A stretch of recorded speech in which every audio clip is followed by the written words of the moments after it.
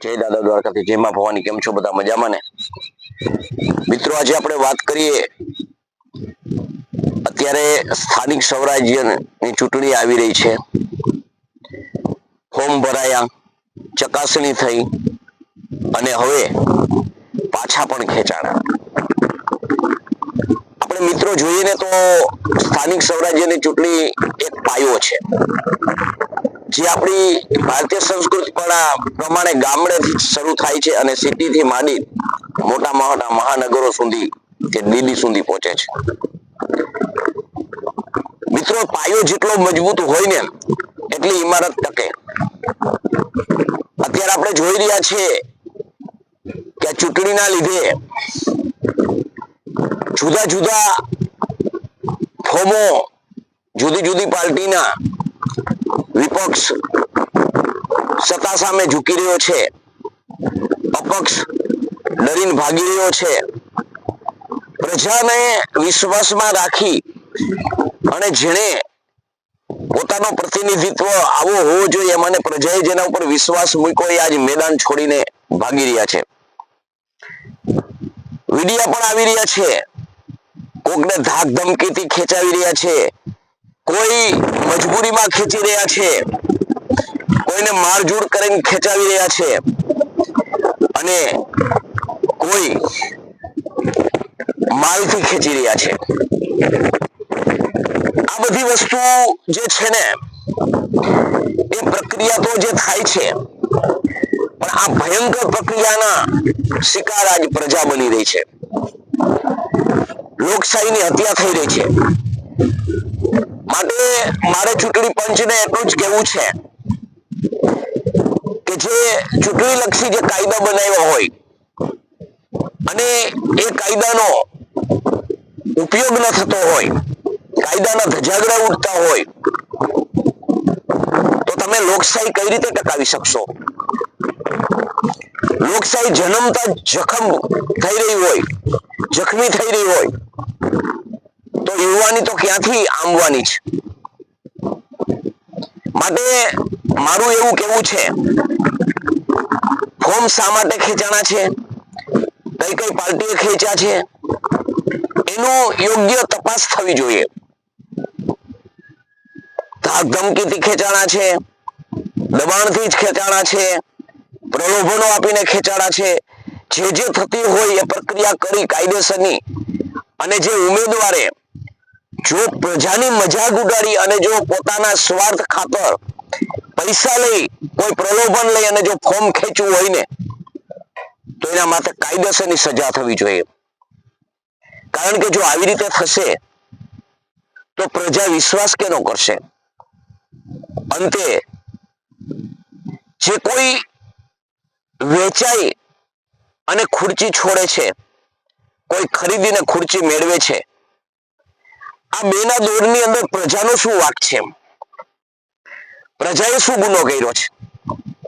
પ્રજાને યોગ્ય લીડર નહીં મળે, યોગ્ય પ્રતિનિધિ નહીં મળે, એનો અવાજ પહોંચાડવાનો નહીં મળે, તો પ્રજા આખી જશે ક્યાં?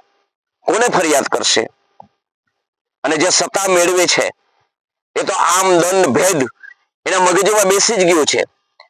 અત્યારે ન્યાયતંત્ર પણ એટલું મજબૂર છે, તો પછી આવનાર સમયની અંદર સંપૂર્ણ જો લોકશાહીની હત્યા થઈ જશે તો લોકોને ન્યાય ક્યાંથી મળશે? માટે મારે ચૂંટણી પંચને એ જ કહેવું છે, ખરેખર આ ચૂંટણીની તારીખ પાછી ખેલાવી જોઈ. કેણે કેણે ખેંચ્યા છે, કેના માટે ખેંચ્યા છે, આ પક્ષો કોંગ્રેસ હોય, આમ આદમી હોય કે પછી અપક્ષ હોય, આ બધાની યોગ્ય તપાસ થવી જોઈએ, ખરાઈ થવી જોઈએ. અને આ લોકો જો કસૂરવાર હોય કોઈ પણ પ્રલોભનથી, તો એને સજા થવી જોઈએ. કારણ કે આ લોકોએ પેલા તો લોકશાહીની તો હત્યા કરી છે, પણ આ લોકોએ પેલા માનવતાની જે વિશ્વાસની પણ હત્યા કરી છે. આક્રોશમાં હોય, ઉભા રહે, પ્રશ્નોના વાચા આપી ન શક્યો હોય સત્તા પક્ષ, ત્યારે વિપક્ષે પ્રશ્ન ઉઠાવ્યા હોય, આવી લીડરશિપ હોય, મહિનાઓથી મહેનત કરતા હોય અને અચાનક એક દિવસમાં એનું હૃદય પરિવર્તન થઈ જાય, શરણાગતિ સ્વીકારી લે, તો આમાં પ્રજાને સમજવાનું શું? માટે મારે ચૂંટણી પંચને એટલી નમ્ર વિનંતી છે કે આ લોકો માથે અઘરામાં અઘરી તપાસ થવી જોઈએ. આ લોકોનો જે અસલી ચહેરો જે છે એ સામે આવવો જોઈએ અને જેને ધાક ધમકી અસલીમાં જેને માથે ધાક ધમકી થઈ છે એ નિર્ભય થવા જોઈએ.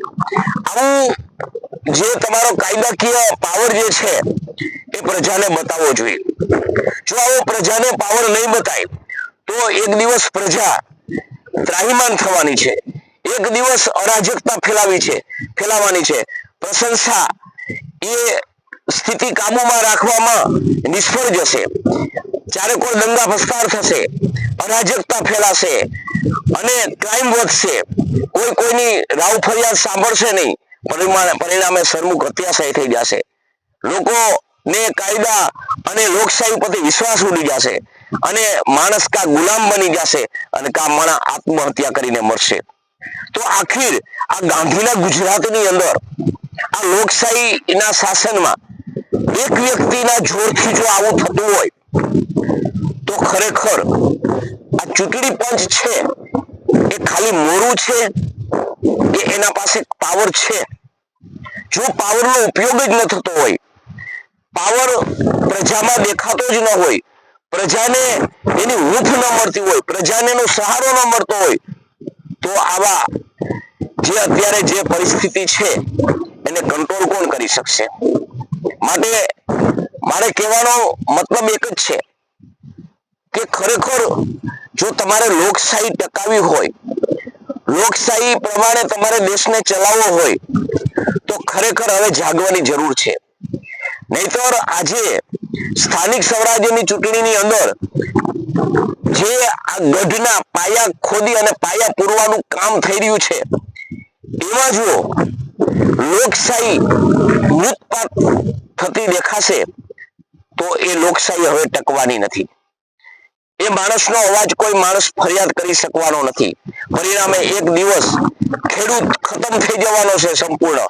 કારણ કે આગળના પણ સમયની અંદર અત્યાર સુધીમાં ખેડૂત જે પિસારો છે, ખેડૂતની જે જમીન ઉપર જે તાનાશાહી થઈ છે, જમીન માપણીઓના પ્રશ્નો હોય, પછી વીમ ફાર્મના પ્રશ્નો હોય, પછી એ ખેડૂતને કોઈ પણ સંમતિના પ્રશ્નો હોય, કોર્ટ કચેરીમાં નાખી દીધા છે. ન્યાયાધીશો એના ન્યાય નથી આપી શકતા.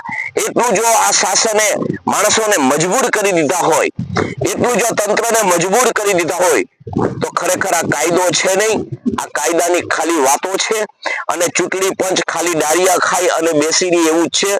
કારણ કે જો આવી પરિસ્થિતિ હોય, આવા વિડિયા બહાર પડતા હોય, તમે જુઓ છો કે ચોરે ધારે ધાક ધમકીઓ થતી હોય, ચોરે ધારે નેતાઓને ઉપાડી જતા હોય, ઉમેદવારોને ઉપાડી જતા હોય, પાછા ખેંચાવાતા હોય, પ્રજા ઉપર જુલમ થતા હોય, તો તમારે ચૂંટણી પંચને ઢાંકણીમાં પાણી લઈને બુડી મરવું જોઈએ કે સામાન્ય પ્રજા માટે જે કાયદા છે કે આંતક જ સહન કરવાનો છે. હવે યાદ રાખજો, તમારી આ લડાઈની અંદર વિદેશ આના ઉપર એક દિવસ શાસન કરવાનો છે. વિદેશીઓના તમે સલાહ ગુલામ બનવાના છો અને બનાવવાના છો પ્રજાને. આ તમારો છે ને પડતીનો પાયો છે. ગીતામાં કહે છે વિનાશકાલે વિપરીત બુદ્ધિ, તમારી બુદ્ધિ ભ્રષ્ટ થઈ ગઈ છે. તમને સત્તા પક્ષને હારવાનો ડર નથી. સત્તા પક્ષને એમ કે છે કે અમને પ્રજા ચાહે છે, તો શા માટે દંગા પ્રસ્તાર કરો છો? શા માટે તમે ઓલું કરો છો? ખરીદ વેચાણ સંઘ શા માટે કરો છો? ધાક ધમકી શા માટે આપો છો? આવું ન કરવું જોઈએ. આ લોકશાહીનું અને તમારી નબળાઈનું આ નિશાન છે. તમે ડરી રહ્યા છો.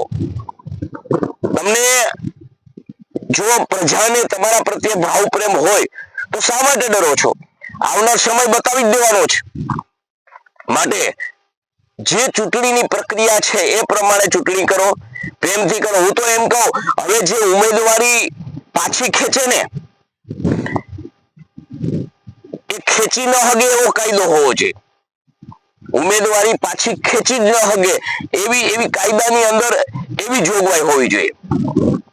એકવાર ફોર્મ ભર્યું, નહીતર એવા પણ લફંગાઓ છે કે પૈસા હાટું થઈને આવું પણ કરે છે. તો આને યોગ્ય સજા થવી જોઈએ, આના ઉપર તપાસ થવી જોઈએ. એટલે બીજી વાર પ્રજાનો જે વિશ્વાસ છે, પ્રજાના જે 5 વર્ષ છે એ આ લોકો ખોટા ગુમાવે નહીં. એટલે મારે એટલું જ કહેવું છે આ મારા વિડિયાના માધ્યમથી કે સર્વત્ર મારી એક જ ધ્યેય ઉપર વાત છે કે લોકશાહીની હત્યા થતી બચાવવી હોય તો આમાં ચૂંટણી પંચને આકરા પાણીએ ઉતરવું પડે. તારીખ પાછી નાખો.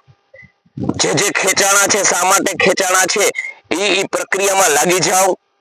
એની તપાસ કરવો. ખોટી રીતે ખેંચ્યા હોય, પૈસાથી ખેંચ્યા હોય તો દેનાર અને લેનાર બે ઉપર સજાની જોગવાઈ હોવી જોઈએ. તો જ આ સિલસિલો બંધ થશે. નહીતર એક દિવસ તમારા આ બધી રીતિ દેશને નષ્ટ કરી નાખશે. જય માતાજી, જય દાદા દ્વારકાથી, જય મા ભવાની.